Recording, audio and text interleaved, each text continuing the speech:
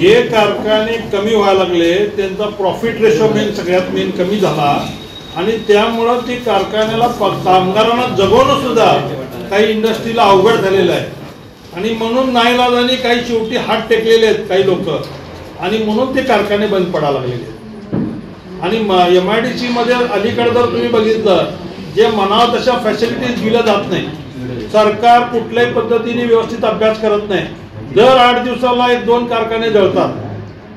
ह्याच्यावर काय उपाययोजना केली गेल्या 5 वर्षामध्ये? काहीच नाही। आता इलेक्शनच्या समोर आम्ही 2 अग्निशमक वाढवू, 2 हे करू, आता इलेक्शनच्या समोर नुसतेच घोषणाबाजी चालू आहे। मग एवढे दिवस का नाही केलं? हे सगळं फक्त वेळात काढायचं आहे, मताचं ते कुठं तर आता समाजाला जागृत करण्याची गरज आहे।